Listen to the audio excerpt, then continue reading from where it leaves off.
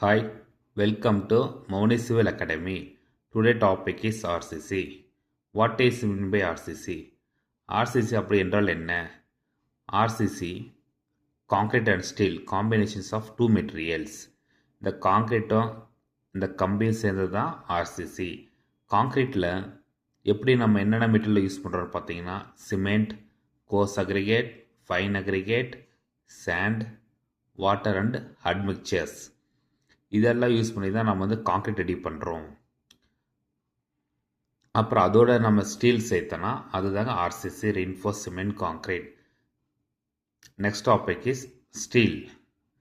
ஸ்டீலோட தமிழ் பெயர் வந்து உருக்கு இரும்பு. பொதுவாக நாம் எல்லாம் சொல்லுவோம் கம்பி, ஆனால் அதோட ரியல் டெக்னிக்கல் இன் தமிழ் உருக்கு இரும்பு. இதில் வந்து பார்த்தீங்கன்னா 4 டைப்ஸ் இருக்குங்க steel. First one is mild steel bar. இந்த மைல்டு ஸ்டீல் பாரை வந்து ஈஸியாக நம்ம பெண்ட் பண்ண முடியும், ஆனால் வித்தவுட் பிரேக்கிங், அப்படின்னா உடையாமல் நம்ம வந்து ஈஸியாக நம்ம பெண்ட் பண்ண முடியும். நெக்ஸ்ட்டு பார்த்தீங்கன்னா ஹாட் ரோல்டு பார். இந்த ஹாட் ரோல்டு பார் வந்து specially prepared while comparing to mild steel bar. இந்த டைப் ஆஃப் ஸ்டீல் வந்து பார்த்தீங்கன்னா டென்சைல் ஸ்ட்ரென்த் வந்து ரொம்ப அதிகமாக இருக்கும். எப்பயுமே 2 செக்ஷன் இருக்கும், திக் செக்ஷன், தின் செக்ஷன்ஸ். இந்த ஹாட் ரோல்டு ஸ்டீல் பார் வந்து திக் செக்ஷனில் நமக்கு கிடைக்கும். Next cold worked bars. இந்த டைப் ஆஃப் ஸ்டீல் பார்த்தீங்கன்னா இதை நம்ம ட்விஸ்ட் பண்ண முடியும். அப்புறம் நமக்கு எவ்வளோ தூரம் என்ன ஷேப்பில் வேணும், எவ்வளோ தூரம் நம்ம ஸ்ட்ரெச் பண்ணுறோம், நம்ம ஸ்ட்ரெச் பண்ணிக்கலாம். Ribs, RIBS. அந்த ரிப்ஸ் என்னன்னு பார்த்தீங்கன்னா நம்ம ஸ்டீல் உருக்கு இரும்பு மேலே இருக்க ஒரு ரவுண்டு ஷேப்பில் வந்து ஒரு மார்க் இருக்குங்க, ரிப்ஸ். Next steel fabric. இந்த ஸ்டீல் ஃபேப்ரிக்கில் பார்த்தீங்கன்னா இந்த ஸ்டீலை வச்சு நம்ம மெஷ் பண்ணலாம். நெக்ஸ்ட்டு ஒயர்ஸ் எல்லாம் ரெடி பண்ணலாம், ரவுண்டு ஷேப்பில், சர்க்குலர் ஷேப்பில் நம்ம ஒயர்லாம் ரெடி பண்ணிக்கலாம் இந்த ஸ்டீல் ஃபேப்ரிக்கில். Next main components of RCC. நாம் ஸ்டார்டிங்கில் பார்த்தோம் what is mean by RCC. அதே தாங்க நெக்ஸ்ட்டு சிமெண்ட்டு. சிமெண்ட்டு எதுக்காக யூஸ் பண்ணுறோன்னு பார்த்தீங்கன்னா அது வந்து பைண்டிங் மெட்டீரியல். பைண்டிங்னா எல்லாத்துக்குமே ஒட்டும் தன்மை. நம்ம காங்கிரீட்டில் இருக்கிற அக்ரிகேட், அதாவது ஜல்லி, கற்கள். நெக்ஸ்ட்டு ஃபைன் அக்ரிகேட், மணல். நெக்ஸ்ட்டு வாட்டர், நீர். Next admixtures. இது எல்லாமே ஒன்றா சேர்த்து ஒரு பாண்டிங் மெட்டீரியலில் கொண்டு வரது தான் சிமெண்ட்டு. இந்த சிமெண்ட்டு பார்த்தீங்கன்னா என்னென்ன கிரேடில் இருக்கும், 43 கிரேட் இருக்குது. நெக்ஸ்ட்டு இந்த சிமெண்ட்ஸ் எல்லாம் பார்த்தீங்கன்னா நம்ம RCCயில் நம்ம யூஸ் பண்ணிகிட்ருக்கோம். அடுத்த டாபிக் வந்து ஃபைன் அக்ரிகேட், மணல். இந்த மணல் எதுக்காக நம்ம யூஸ் பண்ணுறோம், டு ஃபில் வாய்ட்ஸ்.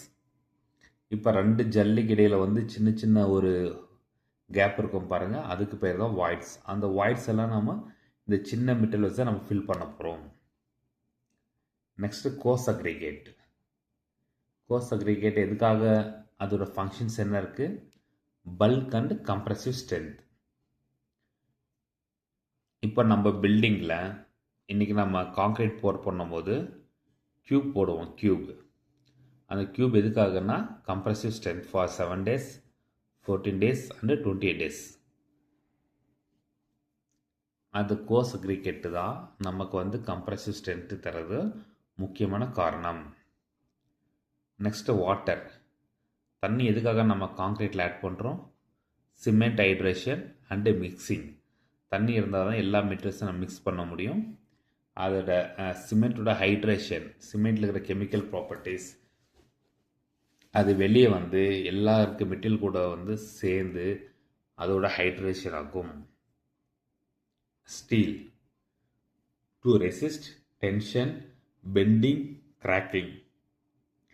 இப்போ ஒரு பீமோ ஒரு காலம்ல நம்ம ஸ்டீல் இல்லாமல் நம்ம கான்க்ரீட் மட்டும் இருந்தால் என்ன ஆகும், பெண்ட் ஆகும், கிராக் வரும், டென்ஷன் நடக்கும். அந்த டென்ஷன் வந்து ஃபெயிலியர் ஆகாமல் இருக்கிறதுக்காக தான் நாம் ஸ்டீல் யூஸ் பண்ணிகிட்ருக்கோம். நெக்ஸ்ட்டு ஏதாச்சும் ஒரு மெம்பர் வந்து பெண்ட் ஆகக்கூடாது. நெக்ஸ்ட் வந்து RCC வந்து கிராக் ஃபார்ம் ஆகாமல் இருக்கணும். Concrete cover. If it is footing, column, beam, slab, staircase, நம்ம எந்த ஒரு எலமெண்ட் இருந்தாலும் நம்ம வந்து கவர் தருவோம். ஃபார் எக்ஸாம்பிள் காலம் வந்து 40 mm, footing 50 mm, beam 35 mm, slab 25 mm or 15 mm அந்த கவர் நம்ம தருவோம். அந்த கான்கிரீட் அவுட்டர் சர்ஃபேஸ்லேருந்து நம்மளோட ஸ்டீல் ரின்ஃபோர்ஸ்மெண்ட் பார் வந்து 40 mm ஆர் 50 mm உள்ளதாக இருக்கணும். அப்படி இருந்தால் தான் அந்த மெம்பர் வந்து கொரோஷன் ஆகாது. நெக்ஸ்ட்டு ஃபயர் ரெசிஸ்டன்ஸ், இதுலேருந்து நாம் சேவ் பண்ணலாம் நம்மளோட steel reinforcement. Next form work. Form work அப்படின்னு என்ன? ஷட்டரிங். நமக்கு எந்த ஷேப்பில் வேணும், ஃபுட்டிங், காலம், பீம், ஸ்லாபு, அதுக்கேற்ற மாதிரி நம்ம ஷட்டரிங் பண்ணிட்டு நம்ம கான்க்ரீட் போர் பண்ணிக்கலாம். நமக்கு ரிக்வயர்ட் ஷேப் எந்த ஷேப்புக்கு வேணுமோ அந்த ஷேப்புக்கு தகுந்தவாறு நம்ம ஃபார்ம் அப் பண்ணலாம். ஃபார் எக்ஸாம்பிள், இப்போ ஒரு வீடு கட்டுறோம், ஒரு மல்டி ஸ்டோரி பில்டிங், கீழே இருந்து footing, plinth beam, column, slab, again first floor, second floor, third floor, 4 up to 20 or 30 floors எல்லாமே form work is the main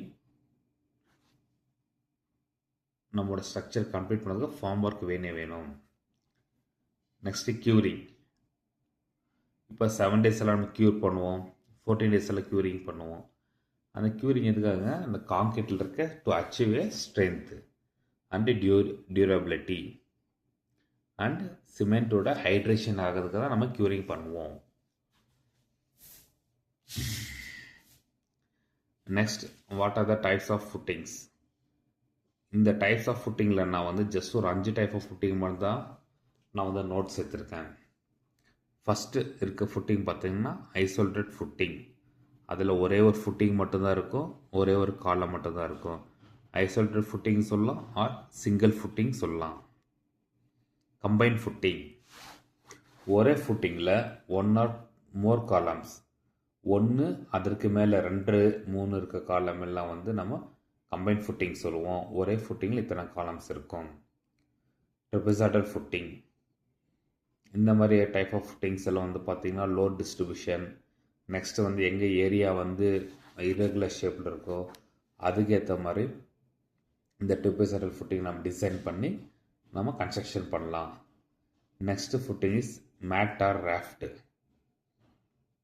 raft or mat பார்த்திங்கன்னா என்டையர் ஏரியா, நம்மளோட ஃபுட்டிங் ஏரியா வந்து entire area வந்து ஒரு mass concrete, ஒரே கான்க்ரீட்டை லே பண்ணிட்டு நம்ம பில்டிங்கில் வந்து எத்தனை காலம்ஸ் இருக்கோ அத்தனை காலம்ஸ் அந்த ஃபுட்டிங்குள்ளே வரும்.